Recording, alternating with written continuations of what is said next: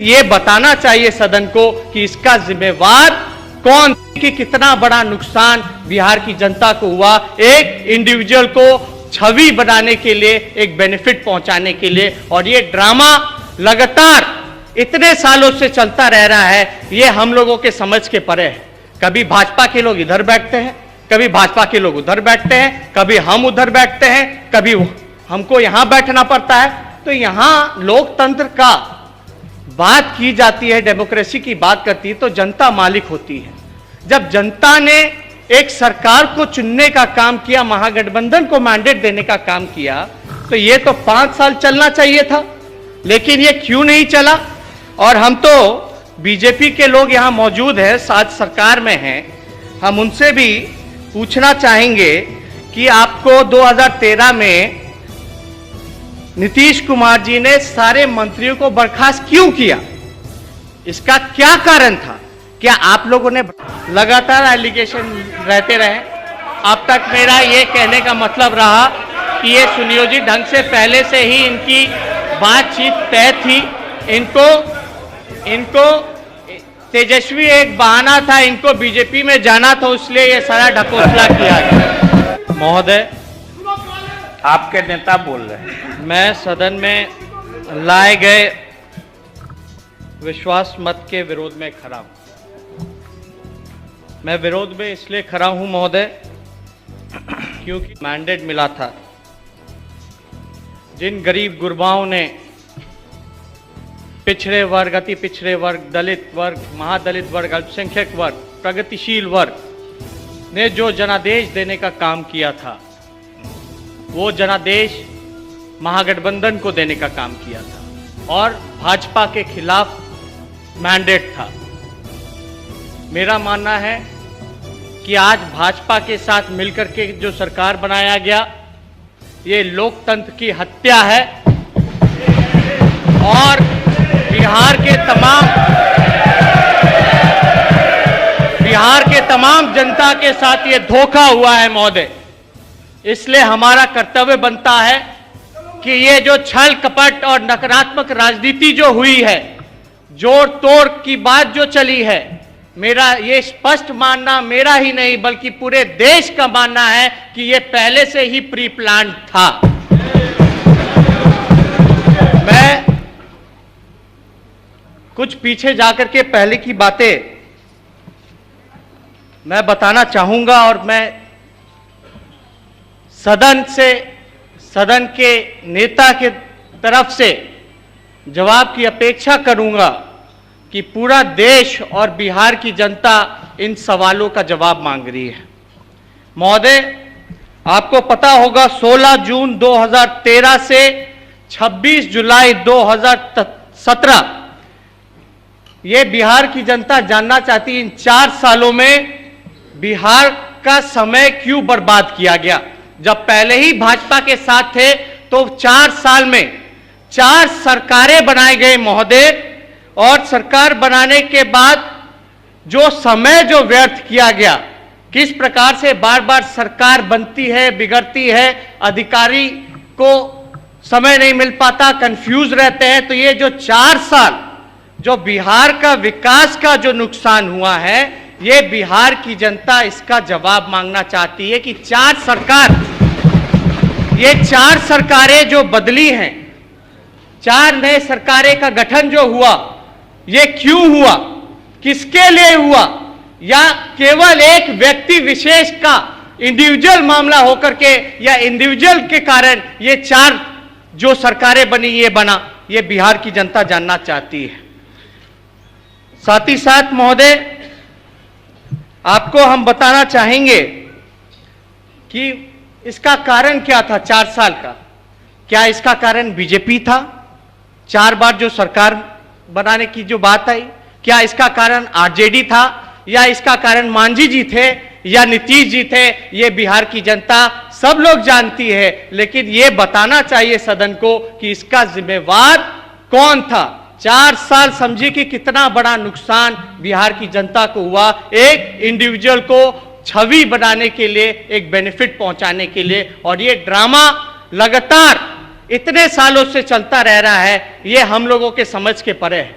कभी भाजपा के लोग इधर बैठते हैं, कभी भाजपा के लोग उधर बैठते हैं, कभी हम उधर बैठते हैं, कभी हमको यहां बैठना पड़ता है। तो यहां लोकतंत्र का बात की जाती है, डेमोक्रेसी की बात करती है तो जनता मालिक होती है।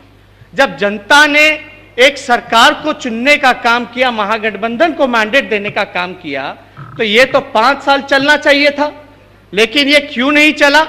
और हम तो बीजेपी के लोग यहां मौजूद हैं, साथ सरकार में हैं, हम उनसे भी पूछना चाहेंगे कि आपको 2013 में नीतीश कुमार जी ने सारे मंत्रियों को बर्खास्त क्यों किया? इसका क्या कारण था? क्या आप लोगों ने भ्रष्टाचार किया था? क्या आप लोगों ने इंटरफेरेंस सरकार में करने का काम किया था? इसका जवाब आप भाजपा के लोगों को देना चाहिए।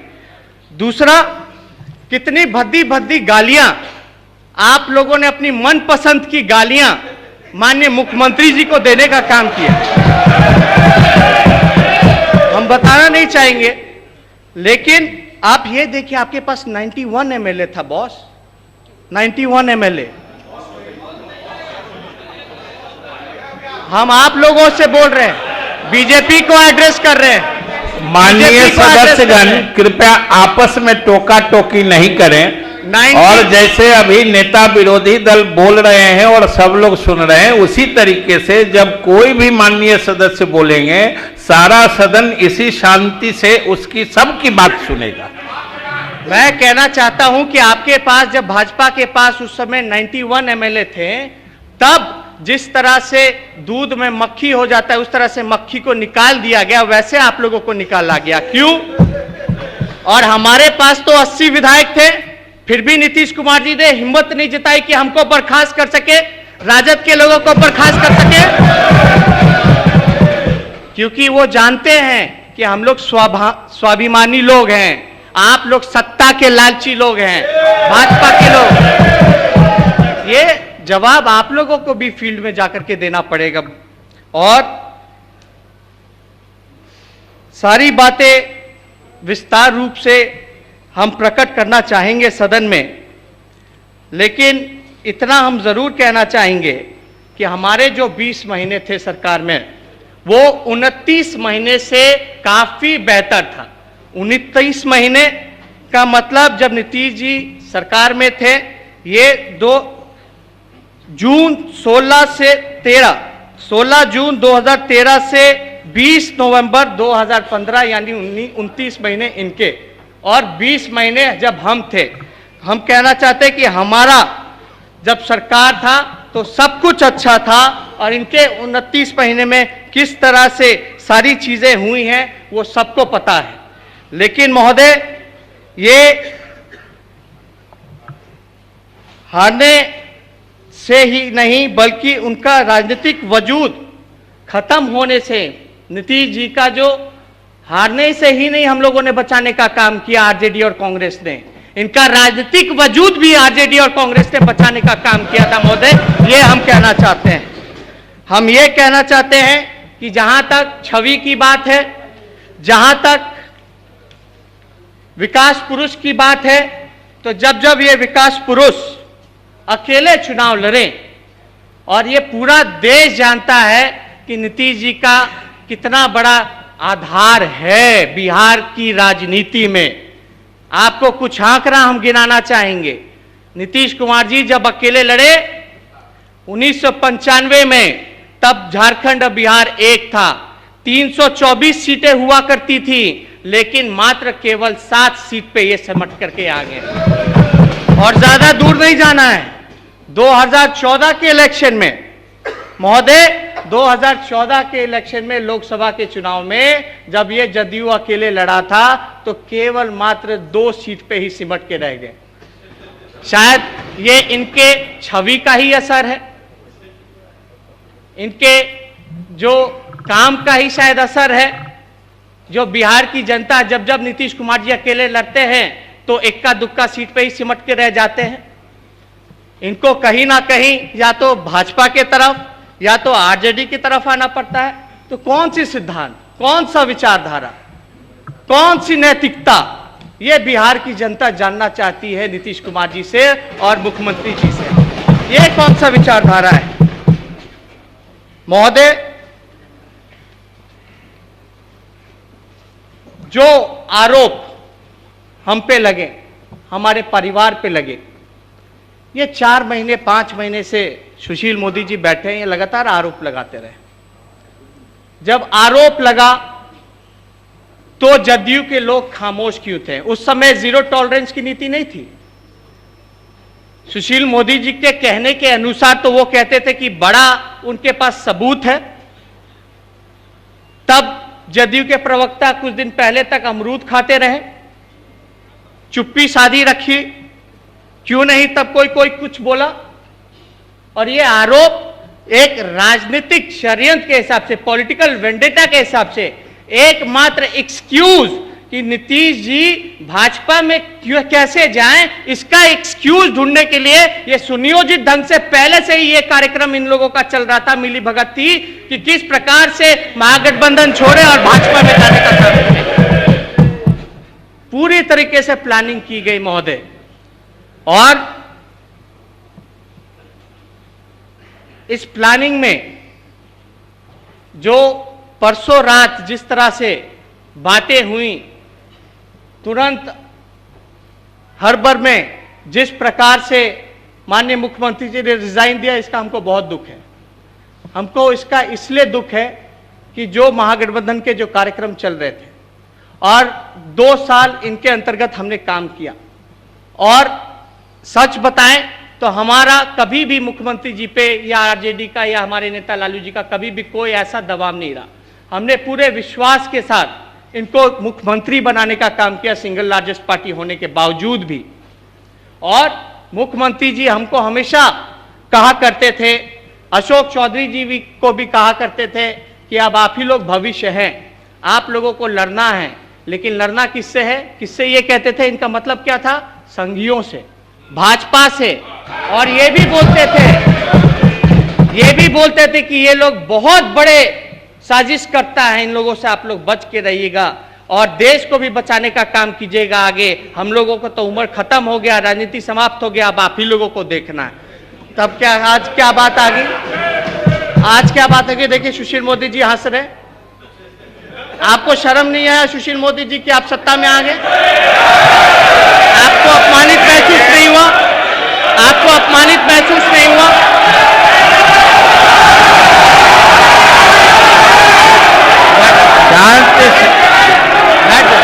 बैठो ना।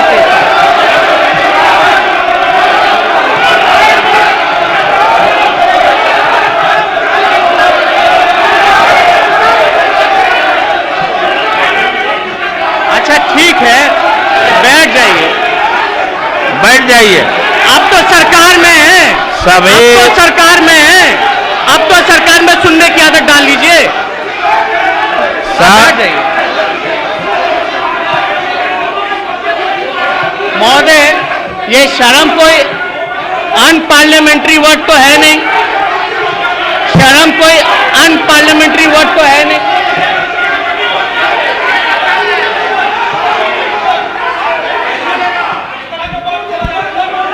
माननीय सदस्यगण, अब बीजेपी के साथ सरकार से ली गई बैठिए, विरोधियों को यहां भी नहीं बोलने दिया जाएगा। अब बैठिए। बैठ जाइए। माननीय नेता प्रतिपक्ष, आप तो अच्छा बोल रहे थे, उत्तेजक शब्दों का इस्तेमाल नहीं करिए। उसको अनपार्लियामेंट्री वर्ड नहीं है महोदय, क्यों हटाया जाए? चलिए अनपार्लियामेंट्री। अरे आप बैठिए ना, आप बैठिए। सच सुनने की हिम्मत नहीं है, सच सुनने की हिम्मत नहीं, रख लीजिए। आपको समय मिलेगा बोलिएगा, आपका समय अलॉट है, आप बोलेंगे, आपके नेता बोलेंगे, बोलने दीजिए। नौजवान की आवाजों को दबाया जाता है, युवाओं का आप लोग विरोध करते हैं, बोलने दीजिए।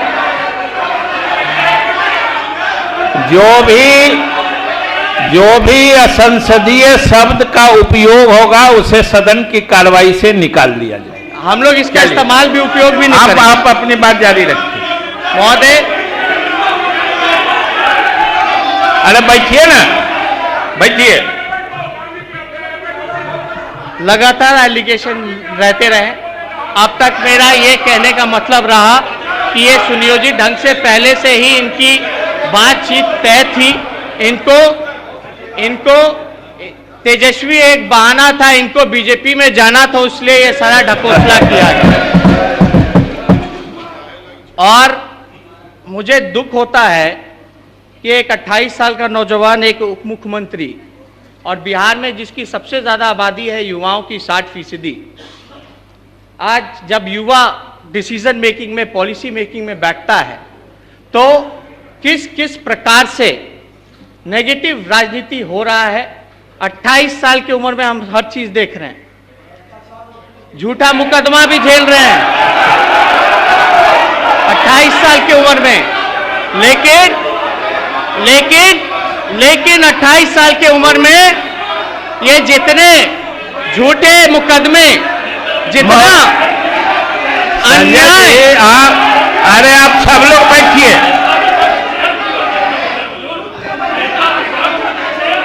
महोदय आप क्या गलत बोल दिया?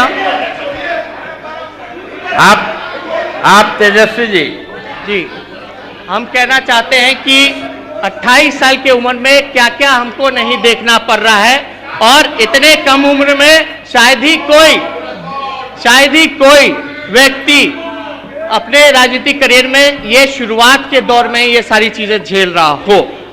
मेरा कहने का मतलब है कि जितने युवा, हम जैसे युवा जो राजनीति में आना चाहते हैं, जो स्वच्छ राजनीति करना चाहते हैं, जो अपने राज्य का विकास करना चाहते हैं, देश को प्रगति के ओर ले जाना चाहते हैं, वो आज दुखी होगा, उदास होगा, मायूस होगा कि देखो नौजवान को मोहरा बना करके कोई अपनी छवि बनाने में लगा हुआ है, कोई अपनी राजनीति चमकाने में लगा हुआ है। ये बिहार की जनता और देश का नौजवान ये देखने का काम कर रहा है। इसका जवाब आप लोगों को, बिहार की जनता और देश की जनता को देना पड़ेगा कि ऐसे युवा जो राजनीति करना चाहते हैं, स्वच्छ राजनीति करना चाहते हैं, ईमानदारी से अपना काम किया 2 सालों में, वो माननीय मुख्यमंत्री जी जानते हैं। ईमानदारी की इसलिए हम बात करते हैं क्योंकि इनको पता होगा कि पथ निर्माण विभाग हमारे पास था, और जितने वर्किंग डिपार्टमेंट थे, पहले जितने टेंडर के फाइल आते थे, ईओटी के फाइल आते थे, वेरिएशंस के फाइल आते थे,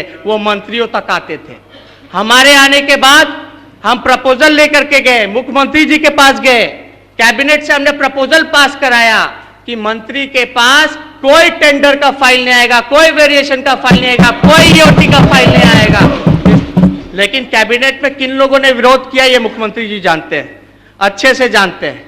अब बताइए, टेंडर का फाइल, वेरिएशन के फाइल का आने का मतलब क्या है? इसका मतलब क्या है? हमने कमिटी बनाई प्रधान सचिव के नेतृत्व में। मंत्रियों को तो पता नहीं होता है कि कितना ईंट लगेगा, कितना सीमेंट लगेगा, किसको कितना एक्सटेंशन देना है, नहीं देना है। आज अगर वो होता, गलती से अगर हमारे पास टेंडर का फाइल आया होता, क्योंकि प्रपोजल तो इंजीनियर देता है, तो हमको भी फंसा दिया जाता, बोला जाता कि इन्होंने धोखा दिया, टेंडर सिफारिश की या काम किया। तो ये मुख्यमंत्री जी जानते हैं कि हमने किस प्रकार से ईमानदारी से अपने डिपार्टमेंट में काम करने का काम किया। तो आज देश का नौजवान दुखी होगा महोदय। और जब रेड पड़ा था तो मुख्यमंत्री जी बीमार पड़ गए थे, राजगीर जाना पड़ा, मीरा कुमार जी को आना था तो बीमार पड़ गए।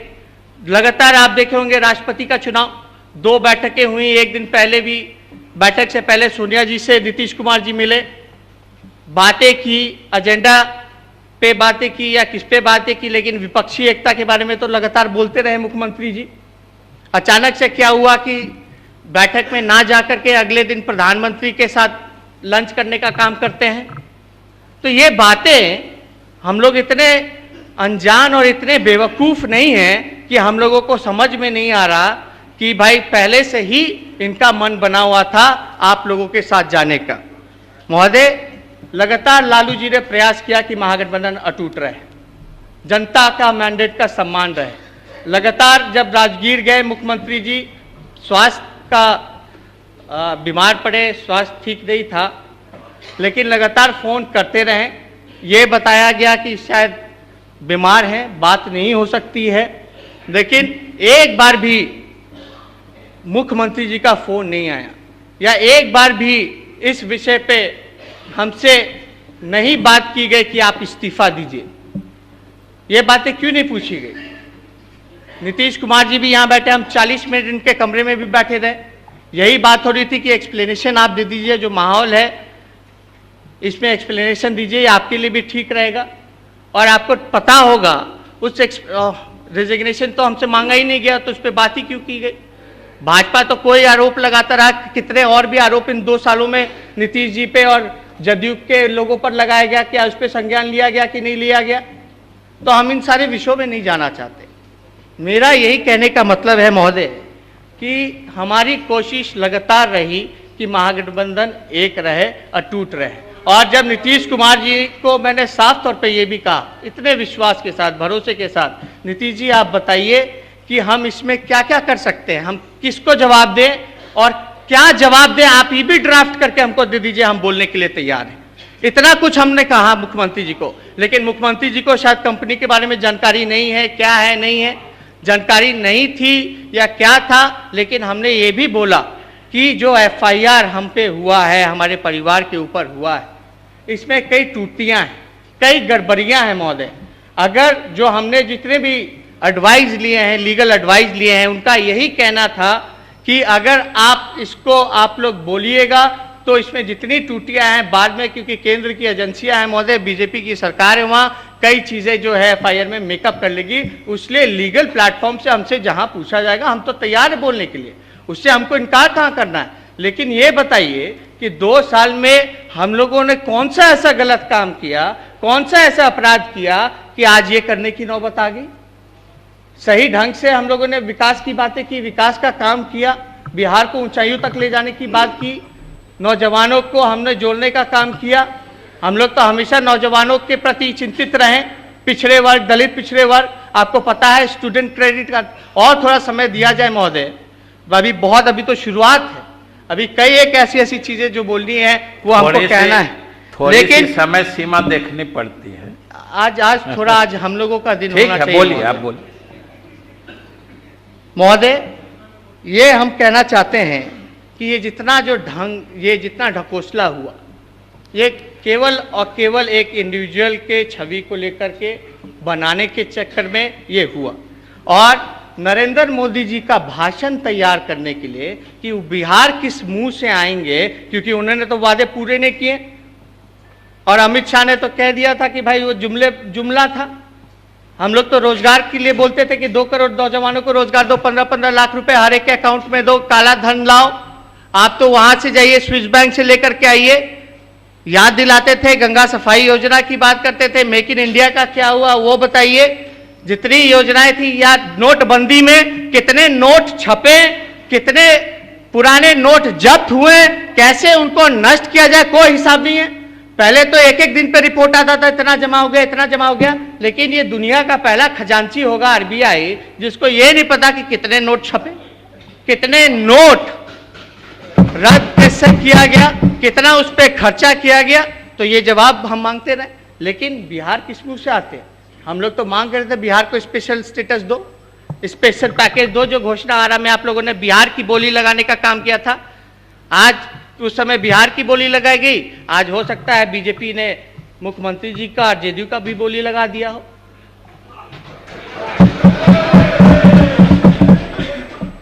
महोदय, अमित शाह जी ने कहा, अमित शाह जी ने ये कहा, अमित शाह, आप बैठिए।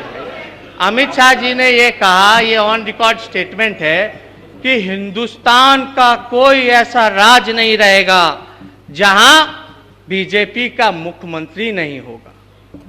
आज भले ही जदयू सबसे गठबंधन में अपने एनडीए में बड़ी पार्टी हो बिहार में, लेकिन जदयू की जो विचारधारा है उससे विपरीत मुख्यमंत्री जी जदयू के नेता निकले। जदयू की ये लड़ाई थी कि पिछड़े वर्गों के लिए, दलितों के लिए, अल्पसंख्यकों के लिए वो लड़ाई लड़ने का काम करेंगे, जो अंतिम पैदान पे जो व्यक्ति खड़ा है उसकी बात करने का काम करेंगे। लेकिन उनको ठग करके आज भाजपा के साथ ये लोग चले गए। ये साफ जाहिर होता है कि ये पिछड़े विरोधी हैं, दलित विरोधी हैं, अल्पसंख्यक विरोधी हैं। और महोदय, बातें कई की गई, विशेष पैकेज तो अब तक मिला नहीं, ये 4 साल अगर बर्बाद नहीं किया होता तो हो सकता था कि विशेष पैकेज भी मिल गया होता, तो इसका जवाबदेही कौन देगा? हो सकता है विशेष राज्य का दर्जा भी मिल गया होता, इसका जवाबदेही कौन है? अफसर कंफ्यूजन में रहते हैं कि किसकी सरकार आएगी तो किस पे क्या कार्रवाई हो जाएगी, काम नहीं कर पाते ठीक से। ऐसे भी अधिकारियों की इतनी कमी है सरकार में, हम लोग खुद मंत्री रह करके भोग चुके हैं। इंजीनियरों की कमी है, डॉक्टरों की कमी है, ये इसका जवाब कौन देगा? तो इन सब चीज़ों पे खैर हम लोगों को तो आगे भी करते रहना है, हम लोगों को तो मैदान में भी जाना है, जनता को भी सारी बातें करनी है। लेकिन ये बताइए महोदय, लालू जी पे तो पहले से फॉर्डर केस चल रहा था, फॉर्डर स्कैम का, वो तो पहले से ही टेंटेड थे, तो क्या इनको पता नहीं था कि आरजेडी करप्ट पार्टी है या लालू जी पे जो आरोप लगे हैं वो करप्शन का लगा है? तब क्यों ये आए? जब इनका वजूद खत्म हो गया था तब हमारे पास क्यों आए? तब हमारे साथ सरकार क्यों बनाने का काम किया? महोदय, चंपारण सत्याग्रह गांधी जी का 125 शताब्दी हम लोग मनाने का काम किए मुख्यमंत्री जी के साथ, हमको लेके गए मुख्यमंत्री जी। ऐसा नहीं है कि कुछ हमको ये सारी चीज़ें हमको बुराई लगती है, ऐसा नहीं था। लेकिन अब वहाँ बैठ गए हैं जिनके साथ बैठ गए हैं, या हो सकता था जो चेहरा, जो असली चेहरा जो अंदर था वो बाहर उस समय नहीं था, इसलिए हम भी कंफ्यूज कर गए थे। अब सामने आ गया है। लेकिन ये बताइए, बापू के हत्यारों के साथ जिन्होंने चंपारण की बात की, सत्याग्रह बनाने की बात की, गांधीवादियों को बुला करके यहाँ विज्ञान भवन में, ज्ञान भवन में हम लोगों ने इतना बड़ा आयोजन किया, क्या क्या बातें आपने मुख्यमंत्री जी उस समय कहा था? आज क्या परिस्थिति बनी कि आज एक तरफ गांधी के हत्यारे के साथ आप गले मिलने का काम किए हैं? आपकी दोहरी नीति है। ये कौन सा विचारधारा, कौन सी सिद्धांत, ये कौन सा विचारधारा, कौन सा सिद्धांत?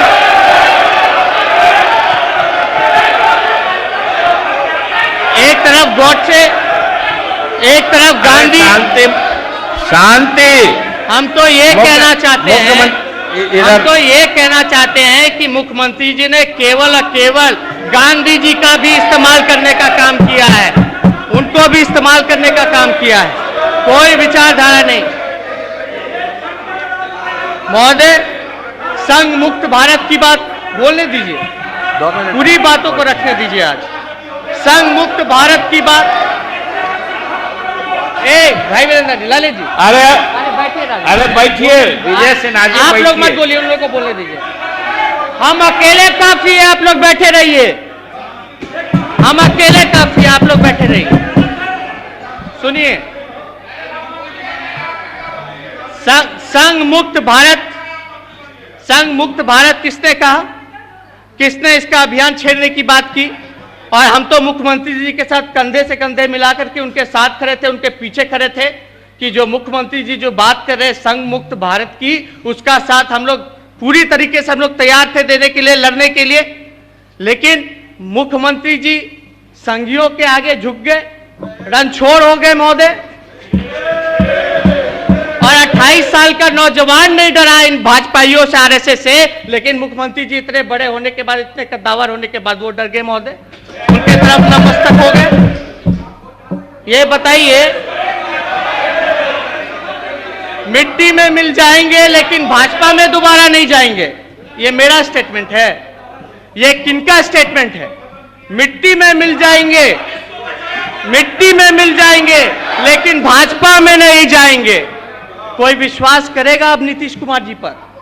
कोई विश्वास करेगा बिहार की जनता, देश की जनता? हे राम से महोदय, हे राम से जय श्री राम में पलटी मार गए। हे राम महात्मा गांधी और जय श्री राम गॉडसे। कौन सी विचारधारा के साथ है महोदय आप बताइए? रेजिग्नेशन का ड्रामा हुआ, रेजिग्नेशन का ड्रामा हुआ, तेजस्वी जी इधर रेजिग्नेशन का ड्रामा हुआ, तुरंत इन्होंने इस्तीफा दिया, जिससे नहीं देना चाहिए था। हमारे नेता लालू जी ने यह भी कहा था, प्रस्ताव भी दिया था कि भाई आप कोई तीसरा नेता चुन लीजिए। तीसरा नेता इसलिए चुन लीजिए महागठबंधन के विधायक दल का बैठक बुलाकर, क्योंकि नीतीश कुमार जी पे भी मुकदमा चल रहा है, 302 का मुकदमा चल रहा है। इन पे अटेम्प्ट टू मर्डर का आर्म्स एक्ट का सारे मुकदमे चल रहे हैं, कोर्ट में है, लेकिन न्यायालय देगा। और आज तक हमने तो कभी भी एक्सप्लेनेशन देते हुए मुख्यमंत्री जी को नहीं सुना। सुशील मोदी जी पे क्या आरोप नहीं है, क्या एफआईआर नहीं है? 120 का उन पे भी है, मेरे पे भी है। तब उनको मुख्यमंत्री क्यों बनाया गया? क्यों मुख्यमंत्री का शपथ ये लिए? और इतनी हड़बड़ाहट में 5 बजे शपथ लेना था, 5 बजे शपथ लेना था, तो 10 बजे क्यों किया गया? और हम तो गवर्नर साहब से मिले, गवर्नर साहब को बताया कि संविधान के हिसाब से जो स्ट्रेंथ होता है महोदय, वो सिंगल लार्जेस्ट पार्टी को दे करके गवर्नर को बुलाना होता है महोदय, महामहिम राज्यपाल को बुलाना होता है। लेकिन ऐसा नहीं हुआ, हम लोग खुद चल के गए। लेकिन हमें मौका कब दिया गया? जब हमको जाना था गवर्नर हाउस, पहले तो इस्तीफा दे करके आ गए बीजेपी है। नरेंद्र मोदी जी ने तुरंत बधाई 5 मिनट के अंदर ही दे दी ट्वीट कर करके। फिर बीजेपी ने बोला, ऑफर दिया कि भाई अब नीतीश जी तय करे कि जाना है कि नहीं आना है एनडीए में। फिर तुरंत देर बाद मिल जाते हैं, समर्थन दे दिया जाता है, एनडीए का नेता चुन दिया जाता है। आते हैं, इतने देर में गवर्नर साहब बीमार हो जाते हैं, अस्पताल चले जाते हैं। आते हैं अस्पताल से तो मुख्यमंत्री जी पहुंच जाते हैं। तो हमें मौका कब मिला? ये तो देश की जनता, बिहार की जनता देख रही है। हमें दावा करने का मौका कहाँ मिला? फिर भी हमने गवर्नर साहब से मिलकर के बोला कि रिव्यू कर लीजिए, जो सिंगल लार्जेस्ट पार्टी आने के हिसाब से वो होगी। अब महागठबंधन तो टूटा नहीं, कोई एक पार्टनर छोड़ के चला जाए, लेकिन कांग्रेस और आरजेडी तो इंटैक्ट था। और हमारे साथ कई ऐसे विधायक भी थे। डीएनए का गाली दिया गया महोदय, बड़ा कैंपेन चलाया गया, लोगों ने लिखा, बोर्ड पर लिखा, भेजा गया, पीएमओ भेजा गया। ये डीएनए का गाली देने वाले लोग आज कैसे, किस मुंह से भाजपा के साथ वापस चले गए, ये देश की जनता और बिहार की जनता जानना चाहती है महोदय। और आज नीतीश कुमार जी कहते हैं कि 0 टॉलरेंस ऑन करप्शन होगा महोदय, 0 टॉलरेंस ऑन करप्शन होगा। आज ये राज्य सरकार में भी है और केंद्र में भी है महोदय। हम पूछना चाहते हैं, क्या नीतीश कुमार जी कोई ऐसा कानून नरेंद्र मोदी जी के साथ मिलकर के बनाना चाहेंगे कि कोई भी संवैधानिक पद पर बैठा हुआ व्यक्ति अगर एफआईआर होता है तो उनको उस पद पे रहने का कोई अधिकार नहीं है? तब मानेंगे कि आप भ्रष्टाचार के खिलाफ है। वो छोड़िए ना, बैठिए। तड़ी पार लोग बता रहे हैं, तेजस्वी जी, अरे नेता प्रतिपक्ष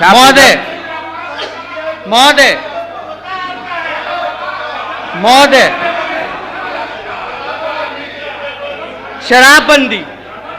शराबबंदी, क्योंकि हम लोगों ने पूरा समर्थन दिया था, शुरू से ही नीतीश कुमार जी के साथ खड़े थे।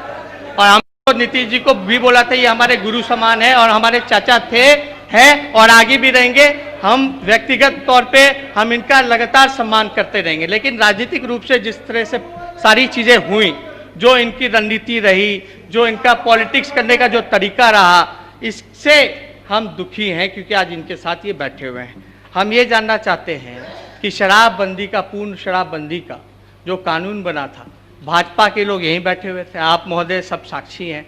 तालिबानी कानून क्या? अरे इधर तेजस्वी जी, इधर ठीक है। आज तालिबानी, आज माननीय नेता प्रतिपक्ष, आप उधर ना फंसे। ठीक है, अब आप ही को देख के बोलेंगे। तालिबानी कानून का क्या होगा? अब बिहार में शराबबंदी तो हो गई है, बीजेपी तो विरोध में थी, लेकिन मुख्यमंत्री जी ने तो प्रधानमंत्री से भी आग्रह किया। जब यहाँ गुरु नानक जी की, जब ये सारा इवेंट चल रहा था गुरु गोविंद सिंह जी की, तब प्रधानमंत्री जी आए थे।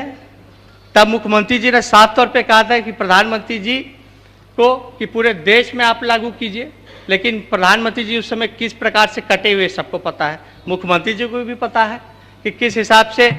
लेकिन हम ये जानना चाहते हैं, क्या अब मुख्यमंत्री जी पूरे देश में पूर्ण रूप से शराबबंदी करवाएंगे? अगर नहीं करवा पाए तो क्या इस्तीफा देंगे? ये हम लोग जानना चाहते हैं। और समय सीमा बता दी जाए।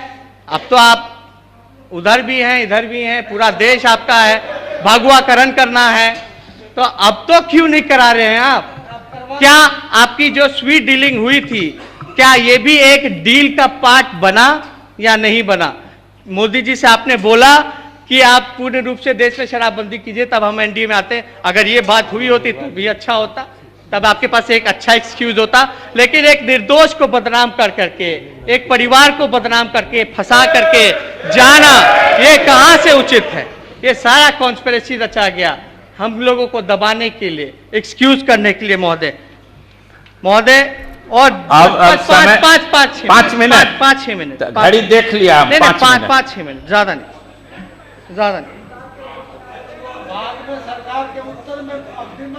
न्याय के साथ विकास की बात, न्याय के साथ विकास की बात करने वाले आज पूरे बिहार के साथ इन्होंने अन्याय करने का काम किया और विनाश करने वालों के साथ इन्होंने समझौता करने का काम किया महोदय। ये न्याय के साथ विकास नहीं महोदय।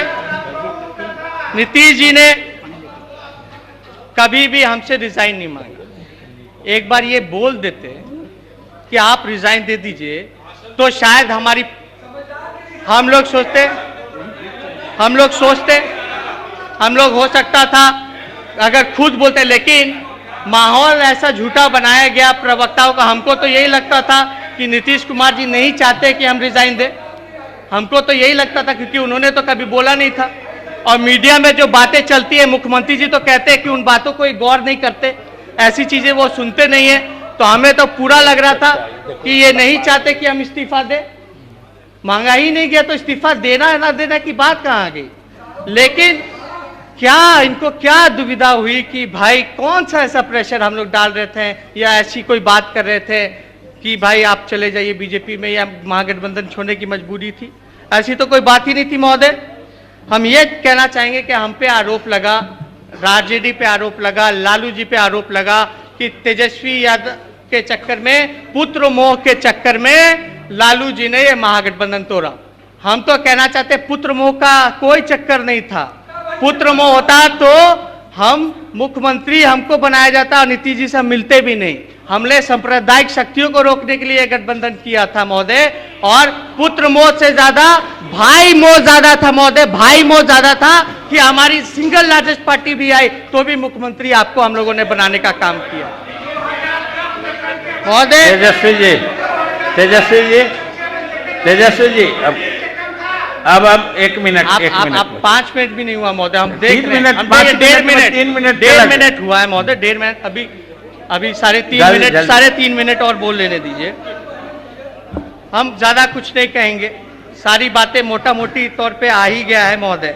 लेकिन जो बीजेपी के लोग और आरएसएस के लोग और गौ रक्षक लोग जो आज देश में सर्टिफिकेट घूमते फिर रहे हैं कि कौन नेशनलिस्ट है, कौन एंटी नेशनलिस्ट है। आज मुख्यमंत्री जी पहले एंटी नेशनलिस्ट थे बीजेपी के लिए, आज बीजेपी में जाने के बाद वो नेशनलिस्ट हो गए।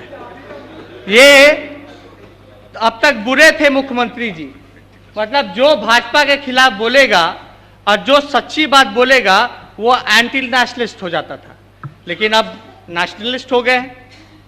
अब तो वो बात आएगी नहीं। जो लिंचिंग चल रहा है पूरे देश में, इस पे मुख्यमंत्री जी कुछ बोलेंगे नहीं। और बीजेपी ऐसे लोगों पर कितने आरोप लगे, कितने आपके ऐसे मुख्यमंत्री हैं, चाहे योगी आदित्यनाथ पे कितने संगीन मामले रहे, क्या मुख्यमंत्री जी उनको भी हटाने का काम करेंगे, रिक्वेस्ट करेंगे मोदी जी से? केशव प्रसाद मौर्य का रिजिग्नेशन लेंगे, वसुंधरा राजे का लेंगे, शिवराज चौहान का लेंगे, या अनेकों ऐसे बीजेपी में हेडक्वार्टर में, या यहाँ के कितने केंद्रीय मंत्री, गिरिराज सिंह के यहाँ बैठिए ना, अब खत्म कर रहे हैं। इसमें तो कुछ बोले नहीं हम।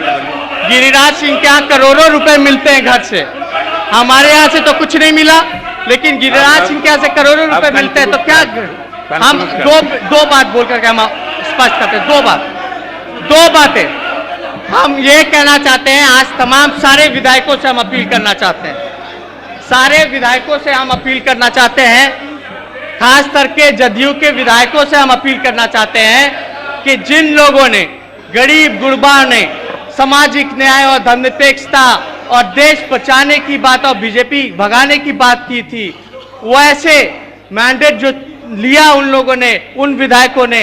आज उनके गरीब, पिछड़ों, दलितों और अल्पसंख्यकों के मैंडेटों का आप लोग ख्याल रखने का काम कीजिए, अपमान करने का काम मत कीजिए। कोई डरने की जरूरत नहीं है किसी से, हम लोग आप लोगों के साथ खड़े हैं। आप लोग अपनी विचारधारा से कोई कॉम्प्रोमाइज मत कीजिए। और हम सदन को ये विश्वास दिलाना चाहते हैं, बिहार को और देश को ये विश्वास दिलाना चाहते हैं महोदय कि हम लोग सामाजिक न्याय और धर्मनिरपेक्षता के साथ साजिश चल रही है। हम लोग और मजबूती के साथ इस विचारधारा को कायम करने का काम करेंगे महोदय। अब समाप्त कर और मैं इस विश्वास मत के खिलाफ हूं।